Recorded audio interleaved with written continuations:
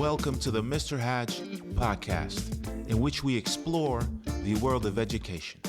We hope that the ideas, thoughts, and experiences shared will lead to further enhancement of our educational landscape, in hopes that future generations will benefit from it. Thank you so much for tuning in, and I hope you'll enjoy it.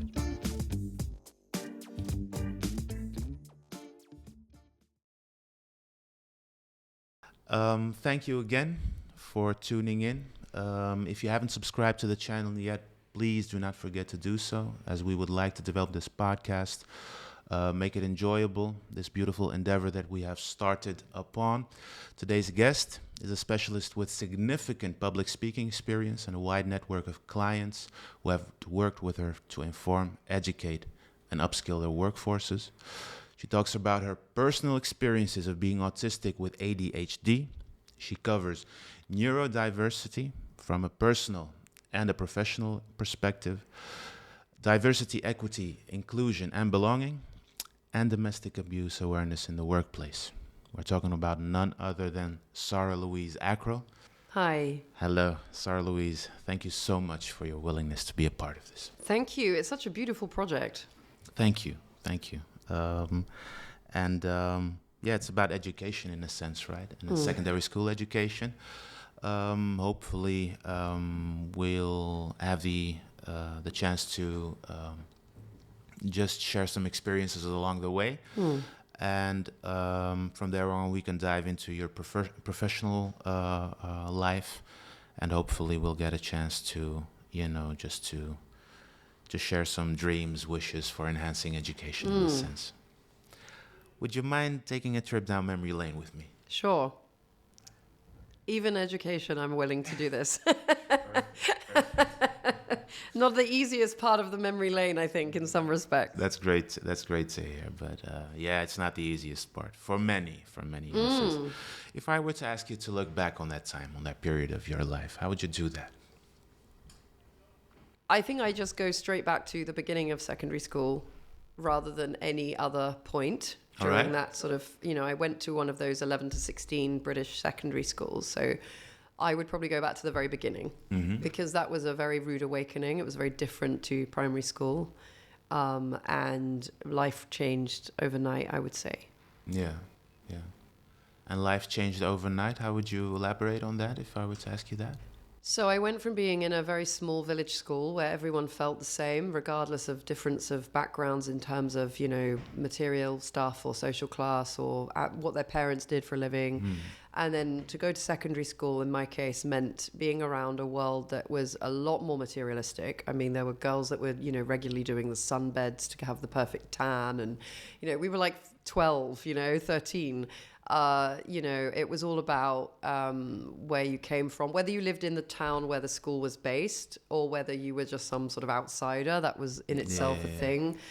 I guess puberty hitting, so people becoming interested in boys and girls, and people working themselves out and doing that through experimenting and doing it in front of each other. And I was much more... I don't think I wanted my experimenting to be so visible to people of my own age. That seemed like a recipe for disaster. I don't want that stuff to be visible. So you were more cautious in a sense. I definitely cultivated a bit of a school image and an out of school image, I think, in that way. Yeah. If you look back on that chapter of your life, in a sense, right? How did you interact, let's say, with your classmates or...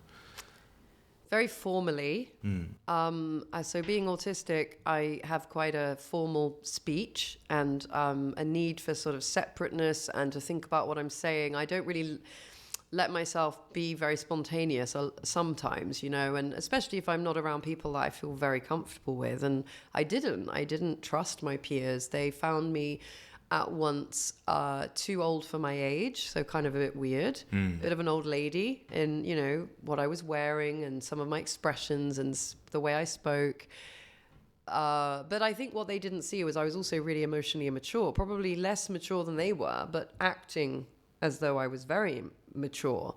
So there was that going on as well, and I was probably very confusing for them. They were certainly very weird to me. Yeah, and I didn't really see anyone like me. But then neither did the other misfits. They didn't see anyone like them, other than we were different. We were weirder. There was an element of us all hanging out more, I guess, but I'm not sure we had that much in common, other than being other. Yeah. So you didn't interact with, let's say, the other ones who were perceived as the others. I did, but I think I didn't see myself as like them either, and I was aware that we were just kind of interacting because we were the ones being left out. So that didn't feel great.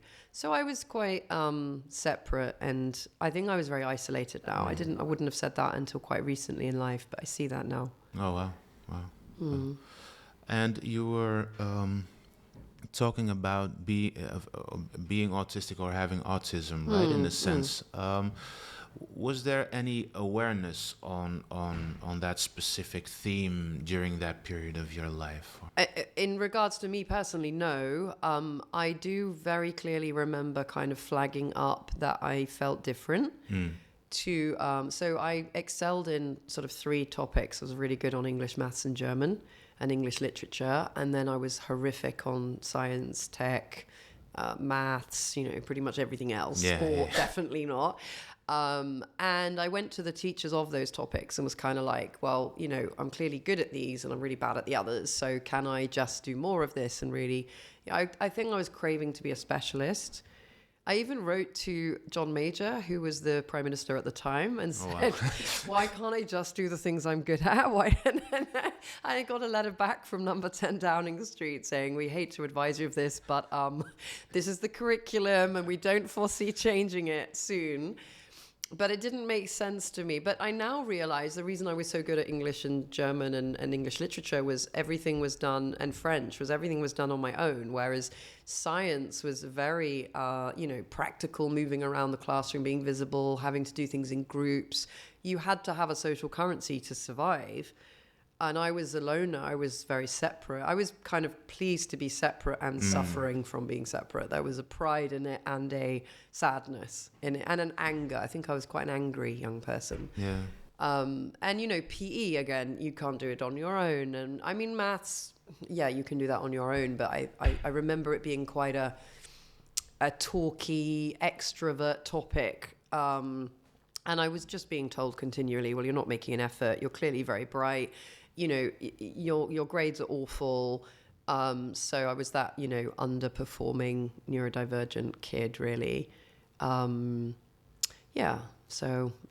had a preference for the language stuff. Yeah, you're touching on some very interesting things because as you said earlier in this conversation, I'm not sure whether I'm saying it, literally, but what I find very interesting is that you say that literature and languages offered me that space in which I could be, sort of more alone and just do my thing right there. I think there were no group expectations right there, right? Some role play, but that always went well because I went into character. Like I really became French, I became German. I got weeded out of my first 2 lessons in each subject going, look, if your parents are French or if your parents are German, you need to tell us now because that's a bit of an unfair advantage. And I was like, I've never been to these places. I have no idea. But yeah, I think not only in the way those topics were taught, so it was very, memorizing you and your textbook. You could go ahead as far as you needed because you had that textbook. You could practice easily at weekends or in your spare time. And role play was fine because I was good at it and I'd always encourage the other person. I kind of had a job to play. But yeah, in sciences and things, it was, practical stuff, Bunsen burners, masks, and, it was very empirical. There was no escapism for me. I know that books have been written by people who are very passionate about maths and science, and they see this real beauty. And, there's apparently a very strong link between maths and music. And I'm sure people get their escapism in those topics. But for me, there was a real strong element of escapism in learning languages. And there still is. I'm learning Arabic. So I really escape to that. If I'm anxious, I'll get my Arabic out, which is a weird thing. Especially since it's not a mother tongue, right? It's not at your all. first language in a sense, right? Yeah. Yeah, beautiful. And it's really interesting because you get to offer a perspective of someone I could imagine that hasn't got the diagnosis yet of being autistic, and still finding a way how to cope, with all the different subjects that you sort of like have to. And so many at once. Yeah. I think that's kind of hard. And I was never the kid that could be average in everything. I'd either be awful or really good. But to your point about being undiagnosed and everything, I did approach these teachers and say, because I felt that I was bright, but it was very confusing why my more than half of my grades were so awful. That was really weird.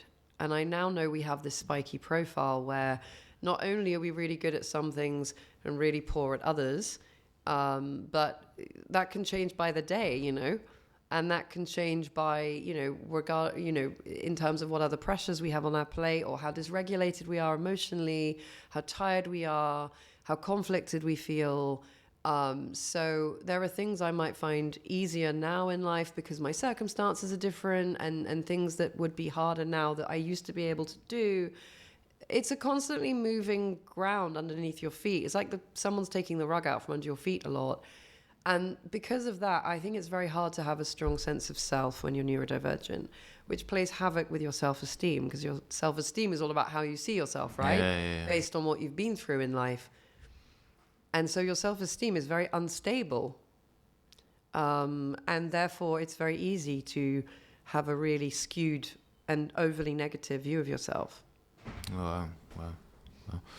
Yeah, that in itself, I mean, just puberty in itself is extremely challenging, right? And having to navigate through that journey and have all the things that you're describing alongside with them, I could imagine that must be extremely challenging. It was, and beauty standards. And also, I think when we're neurodivergent, I think a lot of us working in neurodiversity tend to know anecdotally that ourselves and our clients tend to think that the truth lies in the eye of the person talking to us. So they'll say something and we'll be kind of like, oh, well, that's reality.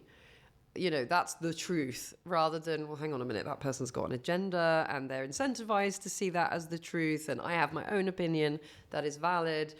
We tend to buy into that, whether we've just met, this is what gives us our reputation for being gullible or naive or childlike.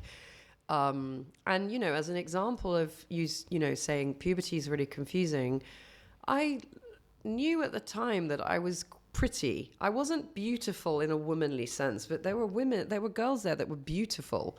Like, they kind of peaked very early and they looked very womanly, which to me seemed odd because I didn't want to be that person at 13, 14, 15. I was underage, for one. I didn't want that kind of male gaze or gaze from anyone.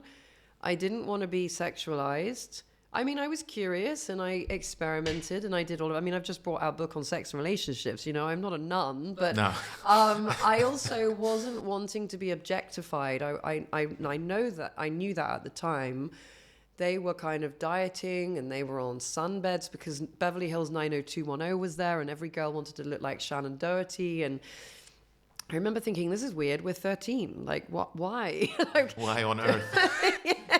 I just want to be at the stables sleeping on the hay with the horses and watching them foal and, and riding and stinking of, horse poo and not bathing when my mum, I was a proper tomboy. So it was really confusing because I got called a dog, I got called ugly, I got called, gross, weird, a bitch, stuck up,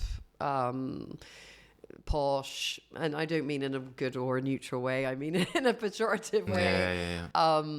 Yeah, I got all of that. I got a lot of that from the adults too. I had inappropriate contact from, inappropriate interest in me from 2 members of staff. It was a very unboundaried place. Like, there was a lot going on behind the scenes at my school. Teachers with teachers and affairs and teachers with students. And it wasn't a super psychologically safe environment. Yeah, it was kind of, I guess I didn't really trust anyone to look after me. So I kind of did it myself. And then you get called arrogant and teachers came to me with their problems. I knew at 13 I wanted to be a therapist, which is my main skill set on which I base all my professional work, because people came to me with their problems and I felt great. And I seemed to give this really good advice, and they'd ask me things about things I had no knowledge of, and I just knew. It was weird, very old head on young shoulders. Wow. Lots of people, I think, who were therapists were that person at that age. But adults should not be asking children for advice. Adults should not be thinking that children are mature. That's such a cop-out, actually. Yeah. I see how it's easy to fool adults that we're mature, but when I see children now, I'm like, God, people thought I was an adult when I was you know, and that's scary that they thought that. That's scary they allowed themselves to think that, because it potentially made their lives easier, I think. Yeah, and what strikes me in this also is that, you know, I mean, how old were you by that time? Well, I mean, I talk about 12, 13 because that was the transition to secondary school. It was when my OCD started. It was when my real mental health problems kicked off. But it was all the way through to 16, which is when I left full-time ed, because I did all the rest of my education later and at night school, and I went that route, the adult education route. Yeah. And that's very striking to me. I mean, you're in a stage and in a phase of your life, you know, you're developing extremely rapidly. Yeah. But it's horrible. It happens overnight. Yeah. I used to, this might be a bit personal, I used to go to bed with a big, thick book, hardback book on my chest so that I didn't develop breasts. Because I was at once terrified of becoming an adult, and also kind of like found it a bit erotic, and, you know, and I was a bit like developing and experiencing this, I'm changing, I'm going to be a woman, and then terrified of it and hating it. Yeah. And kind of wanting to be a boy and not knowing who I was in gender terms. I think if I had been young now, I would probably have thought, maybe I'm non-binary. That wasn't even an option then. No. That wasn't even a thing, you know? I mean, it was a thing for the people who felt that way, but it wasn't a thing where you got representation. I clearly remember thinking, I would like the private parts of a boy. I don't want breasts. And yeah, in my case, I outgrew that. But I remember very clearly I'd go to sleep like that with my hands on my chest, terrified of sprouting, because the minute I became a woman in a visual sense, things changed. Like the male gaze changed, and people, you'd get some of my teachers would make incredibly sexualized remarks, or they would kind of shame you for not being into boys, or there'd be talk about dating. It was all really inappropriate. But, when you're that age and you're saying that because I'm outspoken, no, that's not okay, because you're just a child. Who do you think you are? Not only is this weird and inappropriate, but you've got to shut up, or we'll call you posh and tease you for being square. That was it. Square was the word back then. I haven't heard that in ages. And it's really contradictory, right? Because people drop their problems, just, they put them on you. 100%. And you're not allowed to say anything. They drop their problems on you because you're mature, and you deal, and they think you're great. And as I said, some of them were teachers and staff members. But then you can't be adult and show up when you need to get your need. Like the ultimate in kind of parentifying children and taking advantage and manipulating children. And I learned a lot, which I now pour into my work, because I can't see that, happen to my clients. No, I can fully imagine. I was going to ask you how teachers played a role in your life, but I had some great ones. Yeah. I was the student who had to love the teacher to do the work. I massively over-personalized. I mean, I loved French and German and everything. I happened to love the teachers. Had I not liked the topics as much, but the teachers were lovely, I think to curry favor and feel that warm, fuzzy feeling, I would have been, a good student with them anyway. Yeah. And I just happened to not like my other teachers. So I don't know how much of that is coincidence. No. But I think the teachers that did me the most good, they spoke to me as an adult, they spoke to me as an equal, but they never forgot I was a child. Beautifully They didn't take me for at face value. Like they would like, they wouldn't analyze me, and they wouldn't take me too seriously, which I think is good because, I took me quite seriously. I had to, because I wasn't in an environment where I could relax. I was very tense. It was a long time to spend tense 5 days a week. But they spoke to me with respect, and they never found me posh, or they found me engaged. They found me proactive. They found me a positive, but they weren't negative about me. Obviously, if you didn't do your homework, they'd have a go. That's important. There has to be some kind of rules. Of course, yeah. But it was respectful. And I do think sometimes, I know you're based in Holland and I'm based here in the UK and I'm British. I would say we do have a real issue with respecting children here. I think we have a problem with respecting anyone who doesn't contribute to the economy. If you're a child, if you're disabled, if you're old, I think that you get treated like a second-class citizen because you're not seen as contributing or contributing enough. And I honestly think that there is a thing there. I've thought that for many years. And I think children are a part of that. We've always had awful child rates of, abuse in this country. We've always had, according to worldwide organizations like the UN, we've always come really, top of the worst westernized countries in terms of child protection, child abuse, child welfare. And that's got to change. And I was so glad when you contacted me, because surely school and school-age children and parents and teachers are a huge part of that. Yeah. Surely. Yeah, most definitely. They are, I would say, the ones that are responsible for sort of like a trajectory shift in a sense, right? To see them as human beings in a sense. Yeah, as human beings. Yeah. With their own needs and wants. As a therapist, a problem that a lot of my clients have and that I've spent years working through is being able and safe to express a full range of emotions and not feel like the minute you express a need, you're too much, or that you're going to be dumped by a partner, or that you are confusing or alienated, to feel that, you have the right to have rights. Do you have the right to be cheesed off one day or annoyed? You have the right to be excitable. You have the right to be frustrated without this toxic positivity. Freely expressing and feeling safe and expressing a full range of emotions is a beautiful thing to have. And there are lots of people who grow up around adults who aren't able to hold that. And so the idea of being angry, we equate with sort of self-combusting and, life exploding and us losing control. Especially women, we have this notion that if we get angry, we might lose control. And I work with people with huge emotional regulation issues. I've spent years working on mine. I still have them. I'm not going to get rid of them. So it's important that we provide a strong container for young people, whether we're parents, therapists, support workers, whatever we are, where they can express themselves and not be criticized and spoken down to and belittled. We can just, work through stuff with them and teach them that their emotions aren't going to kill them. They're normal. Yeah. You know? Do not forget to subscribe to the channel. You have no idea what one simple click will do for the future of this endeavor.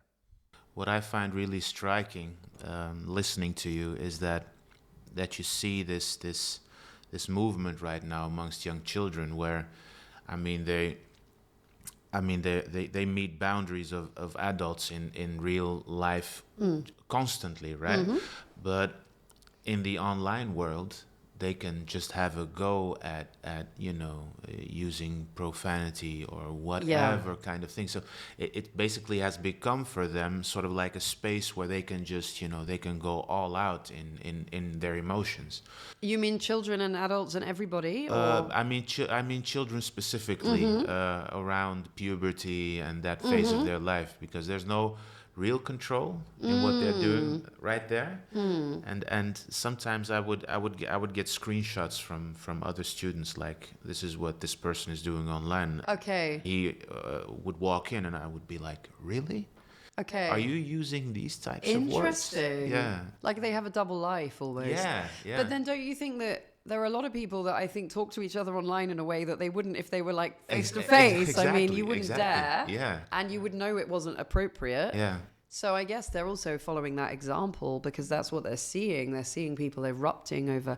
But, you know, also, when I was growing up, you'd hear an expression, you know, never talk about religion and politics at the dinner table. You wouldn't go to a dinner party and talk about religion and politics. Yeah. Nowadays, I feel like we're expecting to be able to talk to complete strangers online about our diagnoses, about, you know, our personal feelings about politics, about religion, about, you know, things like Brexit, about really sensitive topics. And we're somehow just expecting that we can articulate whatever we're feeling, take the same back from the other person, and somehow that's going to go well.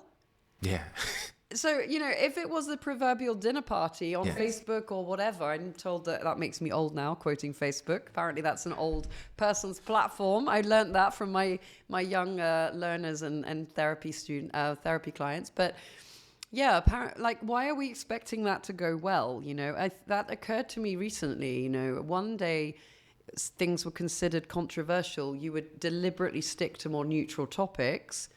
And now online, we're just talking away and giving opinions and slagging off someone because they look too thin or too fat or whatever. And we're just expecting to put that out there and people not to fall out over it. So I think we need to remember that things are called controversial for a reason, and we need to relabel them sensitive topics maybe and go, well, you know what? Might save that for my circle. Yeah. And when I'm in a safe place. Yeah, and if I discuss them, I would do it in a nuanced way, in a thought-out way, maybe. Yeah. And I do. I mean, I'm guilty of it sometimes. I'll react and not see something, or Of course, we think all it's are. my place to educate someone online I've never met, and it's not, you know. So yeah, I totally get that. I think most of us are guilty of doing it. I just think we should think about not doing it, maybe, or doing it less. Yeah. You told me that you knew from an early age on you wanted to become a therapist. Oh yeah. Yeah. I think that first year at secondary school, I would literally leave my class to go to the loo, and I'd sort of just be there, and people would come down and find me and be like, oh, I think my period's starting, or I really like this boy, or you know, oh, I've just been done for smoking. And that also was shocking. As a neurodivergent, I think I'm a rule follower. I'm, you know, the autistic side particularly, I'm quite rigid, quite, you know, and if it was forbidden, it was forbidden. This idea that it wasn't allowed to smoke and it was illegal and it was wrong and it was bad for your health, I was like, so don't do it. Yeah, I didn't get, Yeah. you know, and, you know, I don't drink and don't bully. And to me, those were rules. So you didn't do them. But I would, and then I would get drawn into arguments between people and what do you think and what should I say to her? Because it would always be her because I'd been in the girls' loo. And I just felt I seem to know what to do here. People seem to be coming back and saying, oh, that's really, you know, helpful. And, you know, I tried that thing, and I'd be kind of like, oh, you know, this could be my thing, you know, this could be my career. But then, of course, I was super young and I had to wait many, many years, but I left school early. And the problem there was I left school so early at 16, I sort of ran off and joined the theatre and all of this. At that point, it was kind of like, well, I'm way too early to train as a therapist. And after 2-3 years of theatre, I realised that it wasn't for me. And then I had this huge stretch of time to fill before I could actually train and be emotionally able and mentally well enough, because my mental health was awful. So I just had to sort of fill that gap. How did you do that? I went into hospitality, which meant I could move to France, become bilingual, which was my dream at a young age. I got to hang out with really cool people. I got to go to amazing places. I always dreamed about travel. I think the escapism and travel thing, now I see that very much as coping with being lonely and angry and not understanding, not wanting the same things maybe as my peers at the time.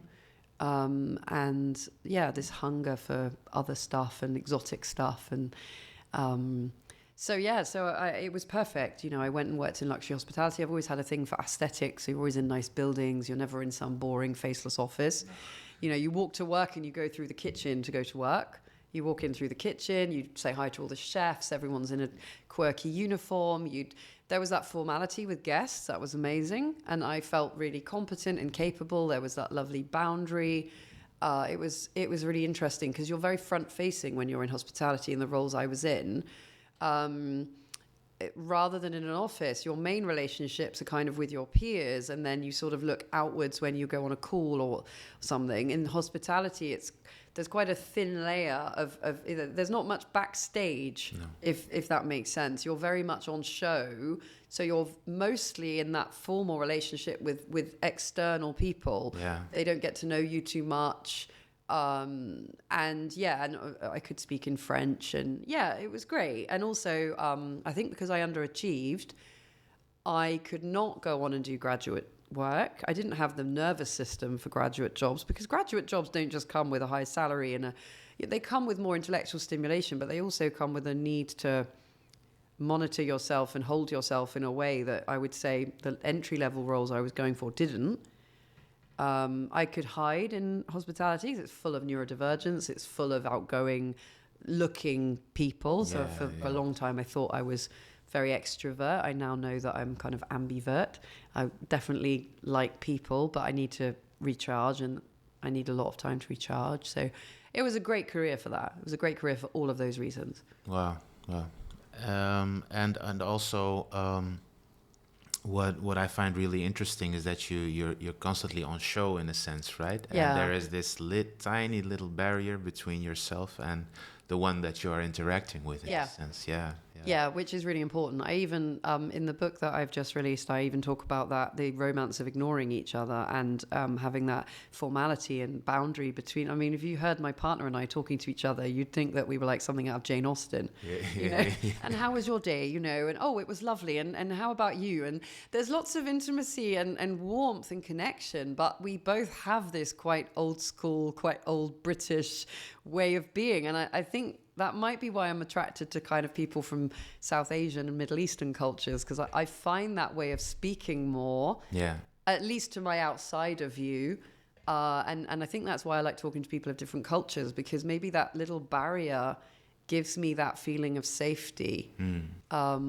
So yeah, I think we are quite old school and formal people anyway, autistic people generally. Yeah, and I'm from Moroccan descent, and you have that formal type of interacting with one another is instilled in us.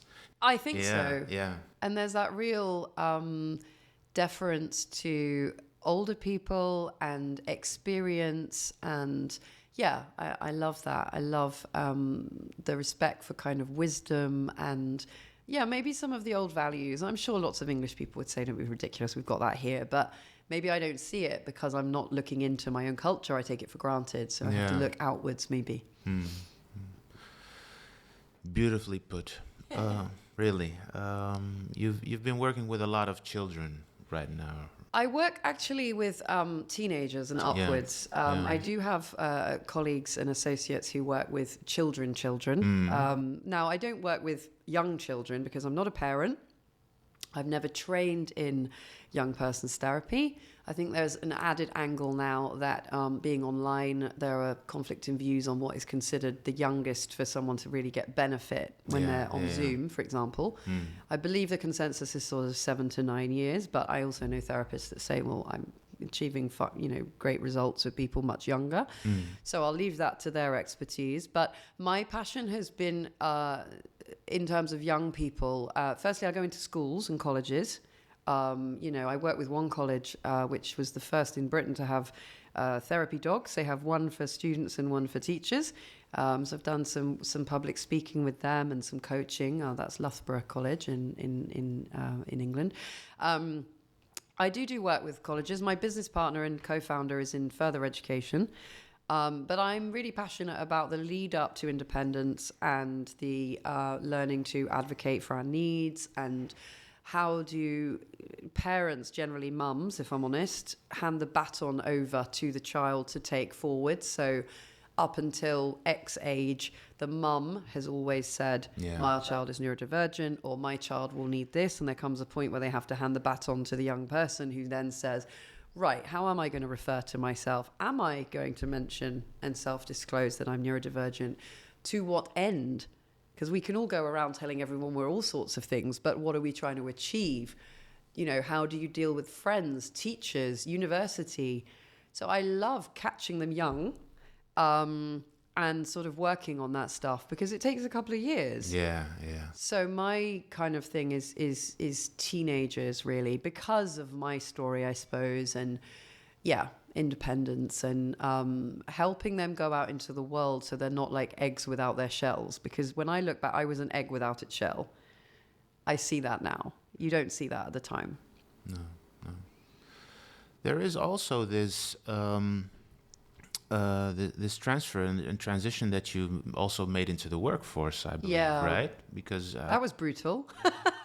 But I didn't realize at the time. I left school one day and started work the next. I mean, I was in theatre, so it was kind of quirky. It wasn't a 9 to 5. It wasn't in an office. I had a real fear of that kind of, for me, that was real work. So I think I managed that transition by working very quirky hours. And if you think about it, hospitality is also very quirky. So I never thought about this at the time, that I had gone from being at school to being in the workplace with no thought preparation. Like I didn't plan to just leave school, run off, join the theatre, have a boyfriend too old for me. Like I didn't plan any of that. But I reached a point where I was like, I don't want to be in the countryside anymore. I want to go to a big city. So I had a real hunger for that. And I was I wasn't born, but I was raised for quite a long time in Devon. So I wanted the city. That was just a logistical thing. But I think at that age, it wasn't normal to make a very logistical, calculated decision. So I just left and went to London, and then I needed to pay rent, so I got a job. Like, it was all very logical, but I was really detached from my emotions. I think I must have really struggled and not known at the time, because if you try and imagine the 16-year-olds in your life, people listening to this, they might have teenage children or know of teenagers in some capacity. If you imagine them just going and paying rent and working 2-3 jobs to cover it and dealing with adults, and that was a lot. We do at my company, Wired Differently, we do employability training and self-employment and entrepreneurship training, because we're aware that not only do we need to recognize that training is needed, but we also need to provide it in a neurodivergent way, because there are lots of things to know about the workplace. There's the practical stuff that no one gets taught, like how do you read a payslip? How do you book holiday? How do you even know you're entitled to holiday? But then there's neurodivergent stuff about managing the sort of less structured interaction, the micro interactions with people day to day, the things that cement your relationships, the things I couldn't do at school. So how I was going to do them in the workplace, who knows? No idea. No, yeah.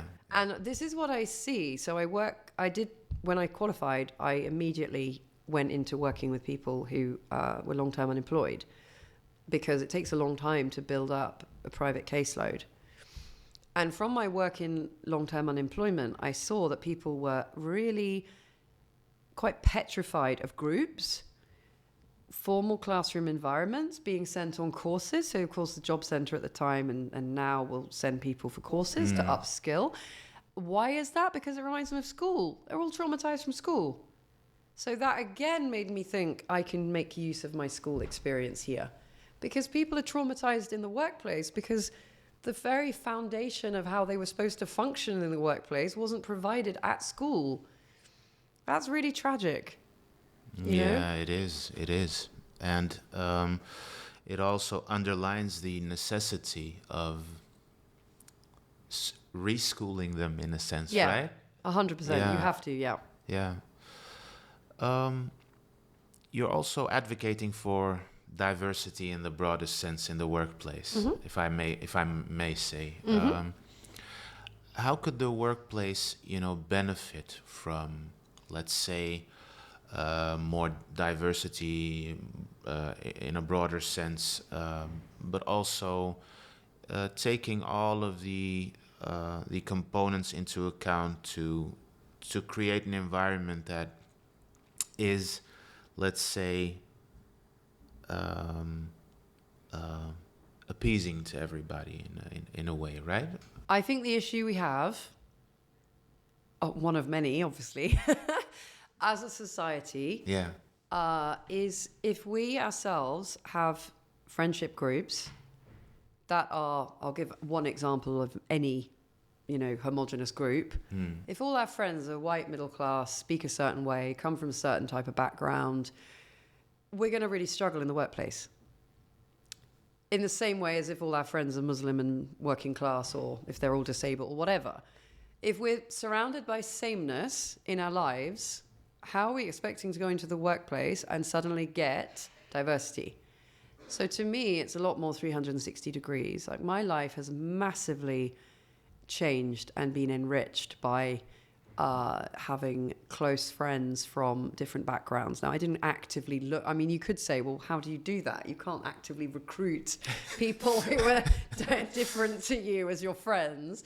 But I think if you open your mind generally, then that would follow in the workplace. And at the moment, I think we're siloing it off into a workplace issue where it starts at home. It starts in our friendship circles. It starts with who we frequent socially, who we speak to online, what Facebook pages we're on. It could be who we frequent generally, what media we're consuming. If we're only consuming, middle-class white media and watching programs that reflect middle-class white people, we're not going to suddenly go into the workplace and tick a box and go, oh, I get diversity. I mean, how much can we ever get diversity? We're always going to have blind spots. We're always going to have ignorance.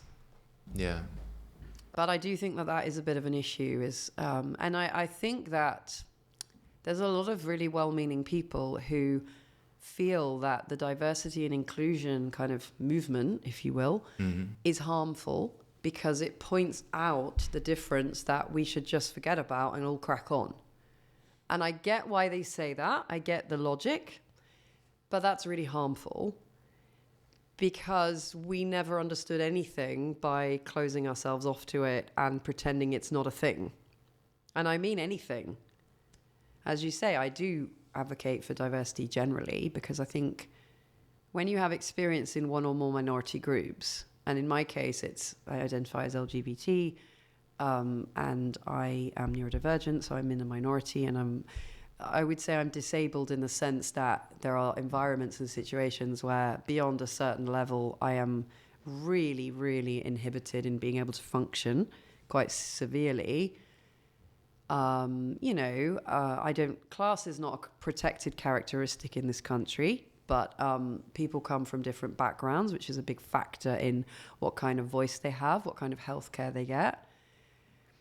So I can't help but advocate for people in different groups because I feel that there is something that ties us together as having what I call minority experience. They might all be very different, but they do have fundamental things in common. Largely that our differences are, in my opinion, invisible. And the whole topic is controversial. So just being different to the majority is triggering. Yeah. Psychological safety. A lot of the work in the workplace comes down to psychological safety, in my opinion, which is part of health and safety, which everyone has a policy for in their workplace, right?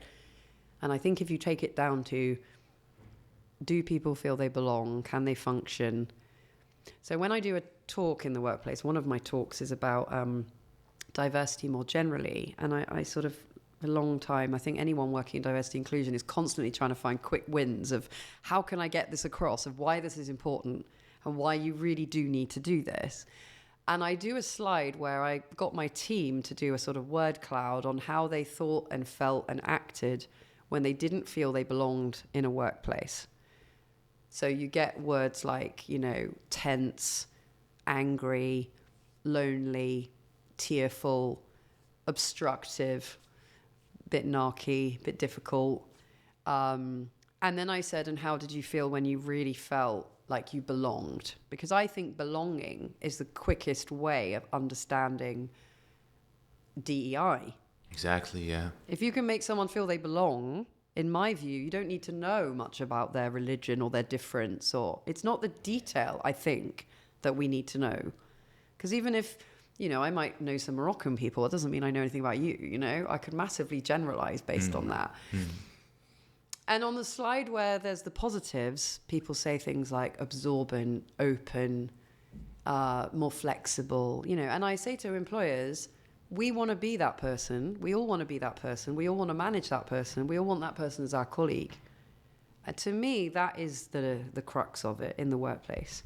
That was the word that I was thinking of as well, the being open part. Yeah. Right? You don't have to know one another completely, but if you leave that room for understanding and for interacting with one another. Yeah, but there's also, I think, a lot of overwork and a lot of presenteeism.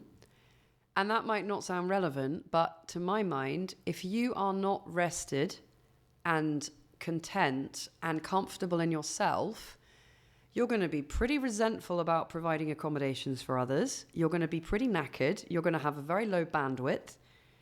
So for me as a therapist, self-care is important because I need to be open-minded. I need to be flexible. I need to not be too directive. I need to not be too present. I need to allow space. All of these things. I can't do that if I'm burnt out, stressed, small-minded, closed-minded. And I think that in this culture of overwork, we're all so busy. We've got this much bandwidth for ourselves and our loved ones. We have very little to give round. It's a major issue, right? I think it is. Yeah. Underrated too? Yeah. And we don't put enough focus on having to have the bandwidth to do diversity and inclusion. Because it takes a lot to be constantly challenged and open to new stuff. Yeah. There are days we all want to go to work and put our head down and do what we did yesterday and not have to think and not have to, And I think my personal feeling is that people get quite upset around diversity when they've not had enough care themselves. I really do feel that if you have had neglect, and I mean not abuse in the sense of, I think people neglect is a form of abuse, let's be clear. And we live in a country where there's a lot of neglect. A lot of people have not had enough care and enough love and enough recognition and eye contact. And when you've not been validated and heard and seen and loved for who you are, it doesn't turn you into necessarily the kind of person who can hold that for others. And having the time to work on yourself, to become that person or to keep trying to be that person is a luxury if you're knackered and busy and scared that you're going to be made redundant and the cost of living and everything. So I also try to have a lot of empathy for people that find these topics difficult because often they've had their fingers burnt, I was with someone recently who was kind of a bit, I know we've got to be open-minded, but people with that particular diagnosis, I just can't, And it turned out they'd employed someone with that diagnosis and that there'd been some talk about, it might go to court and that there are people out there who see us as walking court cases. Now, I get that comes from a place of trying to protect your business and maybe that person was or wasn't, well-intentioned. Maybe they have a blind spot and that person was completely in the right and they weren't treated. But who knows what happened in that interaction? You wouldn't, yeah. But because that had happened, they now probably won't ever employ someone with that diagnosis again. And as much as I get that, we've got to move beyond it. We have to. Yeah. We have to. So there's a lot of questioning ourselves, right? And not everyone wants to do that, especially in the workplace. Yeah. It's also very important that obviously we are very outer directed in these types of topics, but it's also very important that we look within ourselves. 100%, right? Yeah. It really is, because otherwise we just get to the sound bites. There's a really good book by Lindo Bacon called Radical Belonging, which I'm very keen on because I feel that it sort of conveys why belonging is so critical. And how we can feel that we belong, how we can recognize when we didn't belong, and how we can, because this business of, it's hard for me, so you should struggle, that is very pervasive in society. Yeah. That's pervasive at school, teachers who feel they had a rough ride. My form teacher at school had burnout from a London school and had come down to work in the countryside, probably thinking, oh, it'll be fine, you know, they'll Good be luck lovely, with that. lovely country kids. Yeah. It's like, sorry, but we're all children. And there was more where that came from. Yeah. And we weren't the holiday or the picnic that they'd imagined, but that was in itself pretty naive. I'll tell you something I was told at school. You're going down the wrong way. So I was joining the theatre and I was frequenting actors and they were going to bars and I was living my best life. And this very, you know, potential head girl at school, but outside of school was just like, it was all very nice being around all these actors and working in that way. And I suppose I just developed this real, like, I can be someone, you know, and I don't for a second think that was cockiness. I don't remember feeling I was better than. I remember feeling I'd found my people. And I think that exuded something. And this particular burnt out teacher said to me, you're going the wrong way in life, my girl. If you're not careful, you're going to end up as a single mother on a council estate. So you'd better knuckle down and get on with your studies. Wow. I mean, let's start, you know, classism, reductionism, inappropriate comments, very random comment to see that as failing or to have that as an example. I mean, all of that came from a very specific view of life, of society.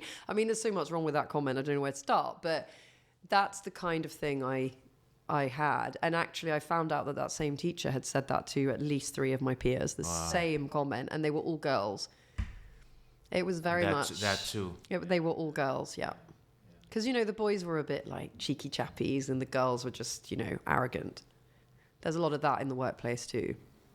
Unfortunately, yeah. We've touched on so many things in this conversation. So many. Way more than I was imagining we would. Yeah, it's beautiful. And I really find it extremely interesting to hear about your personal development in a sense. It makes sense to me, you know, having the experience of being, let's say, the odd one in a group, and then advocating, especially, you know, for a climate and a workforce and an environment that includes everybody in a way. If I've completely lost track of time. Same, actually. Which is a good thing for me.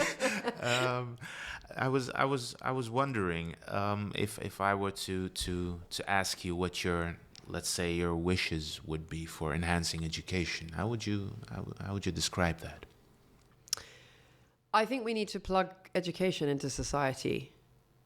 I think we need to have discussions on how to do practical things. So these life skills that neurotypical children seem to intuit from their peers and from their elders, we don't get the manual. So we're busy constructing the manual in our 20s, 30s, 40s, 50s. We don't need to be doing that. There needs to be more explicit instruction in financial literacy. A lot of us are in poverty or have been in poverty and debt. There needs to be more education on, you know, interlinking social issues, what employability looks like, not just, you know, I mean, I recently met someone and I was so appalled by what they told me they'd left school with that I messaged the mother and said, could we have a chat? Because before I start, you know, working with this person on a therapeutic and coaching basis, because I tend to combine the two, I just want to question, like, did someone let this person down in a way that you might have legal recourse? Because this is so severe. I mean, they've come out of school lacking a functional skill in a core subject. And I know as someone who went on to do a degree in politics and postgraduate study in research methods, I know that the fact that I didn't pass maths at GCSE level always held me back until I was self-employed. So I was kind of like, real red flags were, you know, coming up that this person had been allowed to leave school in 2024 at the time without a core skill. They'd never had work experience. They'd been talked about, but it had never materialized. I mean, I was just kind of like horrified.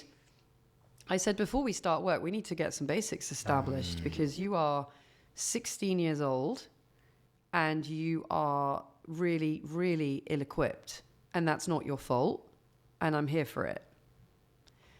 So I would really like schools to see themselves as preparation for life. On the other hand, if I'm allowed a second wish, Of course you are. seeing education as preparation for life is not telling people, oh, well, when you go to the workplace, you won't get accommodations. You might as well suck it up now because it's going to be tough out there. Because I see that a lot too. And actually, we have the Equality Act, and we have quite simply the right to say, you know, for example, we're in a very brightly lit room, which is fine for me now. But if I was here 9 to 5, I would be wearing my sunglasses. Little things like that. You know, you have the right to self-advocate, to explain. And for a teacher to sort of go, well, suck it up because when you get to the workplace, you won't be allowed those sort of, you know, almost like it's a perk. They're not going to come out of school and drop the neurodiversity and become neurotypical. And there is still a very pervasive belief in society that neurodiversity is what happens at school, and then you leave school and you just crack on. Yeah, there really is. Yeah. There really is, which is why we need more representation. I mean, I only work with professionals and students deliberately because when people talk about neurodiversity, they tend to think of special schools. The last time I checked, 2% of the population had been to a special school. So what about everyone else? And I'm not saying special schools are perfect, but so yeah, I think it's really important that we look at preparing people, whether they're neurodivergent or neurotypical, in an appropriate, modern, dynamic way. Beautifully put. Beautifully put. Sara-Louise, I would like to thank you for a very, very valuable conversation. Thank you. It's an amazing area to cover that we don't often relate enough to the workplace. So thank you very much. All the valuable insights, all the chapters of your life that make complete sense right now. They do looking back, Yeah. but they don't at the time, which is why we have to be there for young people now. I can imagine. I can imagine. Sara-Louise, thank you so much. Thank you so much. Thank you. Thank you so much for listening, and I hope you've had a good time. We would love to have you on one day. If you're enthused and would like to be a part of this, feel free to DM me on Instagram. My username is @meneer Hadj, which is Dutch for Mr. Hadj.